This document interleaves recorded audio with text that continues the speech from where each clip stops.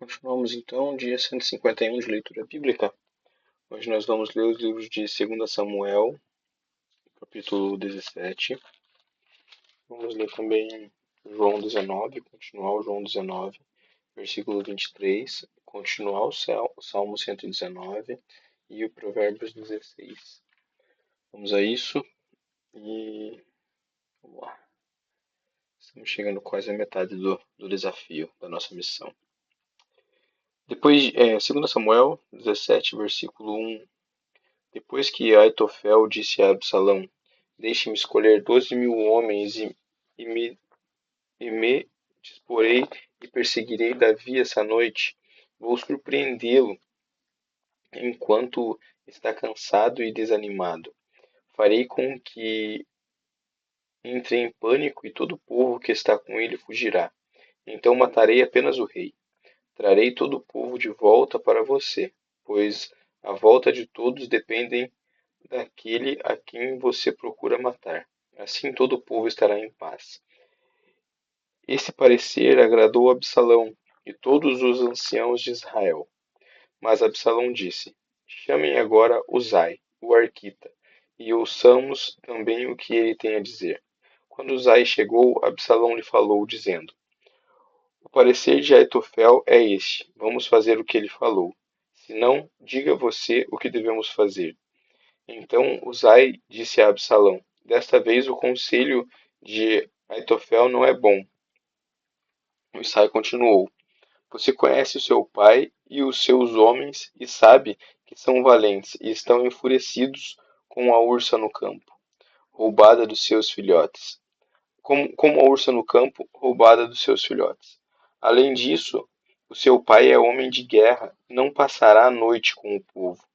Eis que agora deve estar escondido em alguma caverna ou em outro lugar qualquer. E acontecer que você tem algumas baixas no primeiro ataque, cada um que ouvir isso dirá que houve matança no povo que segue Absalão. Então, até o homem valente cujo coração é como o coração de leão, com certeza irá desanimar, porque todo o Israel sabe que seu pai é um herói e que todos estão com ele são homens valentes. Eu aconselho a toda pressa, se reúna em torno de você todo Israel, desde Dan até Berseba, em multidão como a areia do mar, e que você mesmo os guie na batalha. Então atacaremos onde quer que se encontre e facilmente cairemos sobre ele, como orvalho cai sobre a terra. E não ficará ele nem nenhum dos homens que estão com ele, nenhum só. Se ele se retirar para alguma cidade, todo Israel levará cordas àquela cidade e nós arrastaremos até o ribeiro, até que lá não fique nenhuma só pedrinha. Então Absalão e todos os homens de Israel disseram: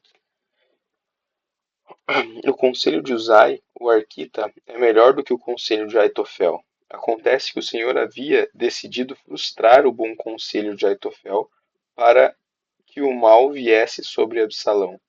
Então Uzai disse aos sacerdotes de Zadok e Abiatar: Assim e assim Aitofel aconselhou Absalão e os anciãos de Israel. Mas assim e assim aconselhei eu.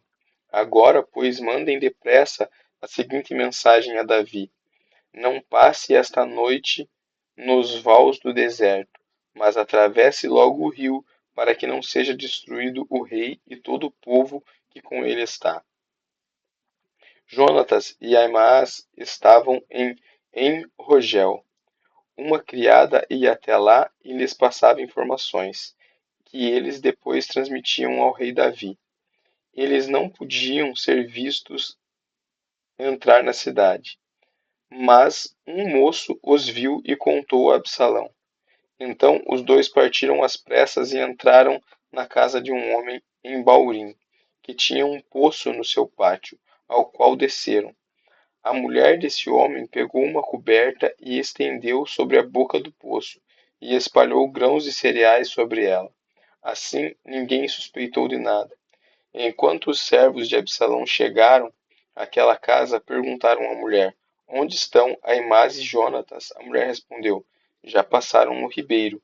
Eles saíram a procurá-los, mas não conseguiram achar. Então voltaram para Jerusalém. Depois foram embora. Os dois logo saíram do poço e foram avisar o rei Davi. Disseram: Levante-se e passe depressa as águas, porque assim aconselhou Aitofel contra você. Então o rei e todo o seu povo que estava com ele se levantaram e passaram o Jordão. Quando amanheceu, não havia um só que não tivesse passado o Jordão. Quando Aitofel viu que o seu conselho não tinha sido seguido, preparou o jumento e foi para casa, na cidade em que morava. Pôs em ordem os seus negócios e se enforcou. Morreu e foi sepultado na sepultura de seu pai. Davi chegou a Manaim. Absalão, tendo passado o Jordão com todos os homens de Israel, colocou Amasa no comando do exército, em lugar de Joabe. Amasa era filho de certo homem chamado Itra, o ismaelita, que era casado com Abigail, filha de Naás e irmã de Zeruia e mãe de Joabe. Assim o povo de Israel e Absalão acompanharam na terra de Gileade, acamparam na terra de Gileade. Quando Davi chegou a Maanim, Subi, filho de Naás, e Rabá, dos filhos de Amon, e Marquir, filho de Amiel, de Lodebar e Barzilai, o gileíta de Rogelim, trouxeram camas, bacias e vasilhas de barro, além de trigo, cevada, farinha, grãos torrados, favas e lentilhas, também mel, coalhada, ovelhas e queijos de leite de vaca. Levaram isso a Davi e ao povo que estava com ele, para que comessem, porque disseram: Esse povo no deserto está faminto, cansado e sedento. João, capítulo 19, versículo 23.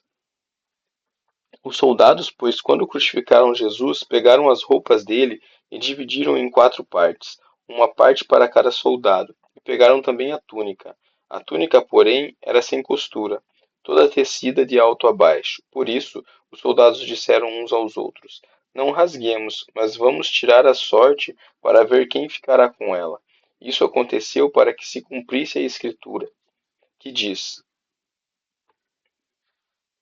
Repartam entre si minhas roupas e sobre a minha túnica lançarão sortes. E foi isso que os soldados fizeram. E junto à cruz estavam a mãe de Jesus, a irmã dela, Maria, a mulher de Clopas e Maria Madalena. Vendo Jesus a sua mãe junto dela, o discípulo amado disse: Mulher, eis aí o seu filho. Depois disse ao discípulo: Eis aí a sua mãe. Dessa hora em diante, o discípulo a tomou para casa. Depois, vendo Jesus que tudo já estava consumado, para que se cumprisse a Escritura, disse: Tenho sede. Estava ali um vaso cheio de vinagre. Embeberam de vinagre uma esponja e, fixando na lança num caniço de isopo, aproximaram a esponja da boca de Jesus. Quando Jesus tomou o vinagre, disse: Está consumado. E, inclinando a cabeça, entregou o Espírito.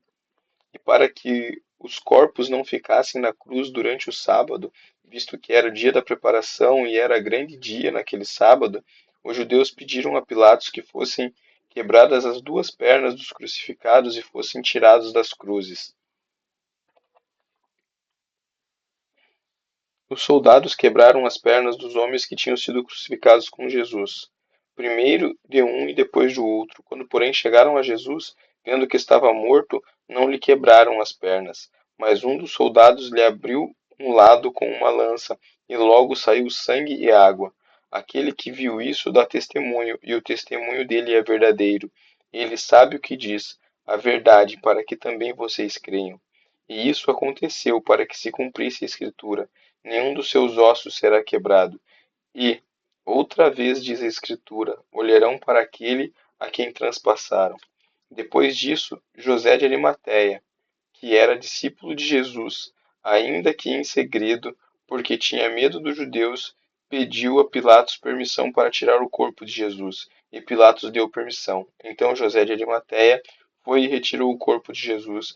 E Nicodemos, aquele que anteriormente tinha ido falar com Jesus à noite, também foi, levando cerca de 35 quilos de composto de mirra e aloés.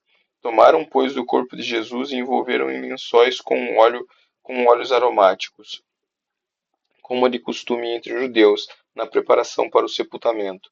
No lugar onde Jesus foi crucificado havia um jardim. Nesse jardim havia um túmulo novo, no qual ninguém ainda tinha sido colocado. Ali, por causa da preparação dos judeus e porque o túmulo ficava perto, colocaram o corpo de Jesus. Salmos 119, versículo 129. Maravilhosos são os seus testemunhos, por isso a minha alma os observa. A revelação das tuas palavras traz luz e dá entendimento aos simples. Abro a boca e suspiro, porque desejo os teus mandamentos. Volta-te para mim e tem compaixão, como costumas fazer, aos que amam o teu nome. Firma os meus passos na tua palavra e não permita que nenhuma iniquidade me domine. Livra-me da opressão dos homens, e eu guardarei os teus preceitos, e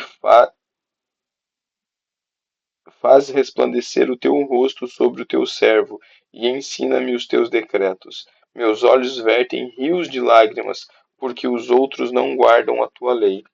Tu és justo, Senhor, e retos são os teus juízos, os teus testemunhos, tu os ordena com retidão, e com absoluta fidelidade o meu zelo me consome, porque os meus adversários se esquecem da tua palavra, puríssima é a tua palavra, por isso o teu servo a estima. Sou pequeno e desprezado, mas não esqueço dos teus preceitos. A tua justiça é justiça eterna, e a tua lei é a própria verdade. Sobre mim vieram tribulações e angústias, mas os teus mandamentos são o meu prazer. Eterna é a justiça dos teus testemunhos. Dá-me entendimento e viverei. De todo o coração eu te invoco. Ouve-me, Senhor. Observa os teus decretos. Clamo a ti. Salva-me e guardarei os teus testemunhos. Levanto-me antes do amanhecer e clamo. Na tua palavra espero confiante. Fico acordado nas vigílias da noite para meditar a tua palavra. Ouve, Senhor, a minha voz, segundo a tua bondade.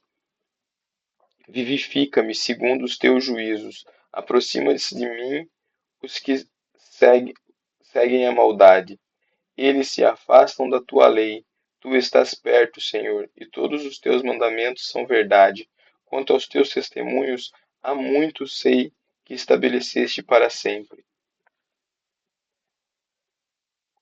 Provérbios 16, versículos 12 e 13. Os reis detestam a prática da maldade, porque o trono se estabelece pela justiça. Os lábios justos são o contentamento do rei, e ele ama o que fala coisas retas. É isso, galera. Tá feito então a leitura do dia 151 da Bíblia. Valeu?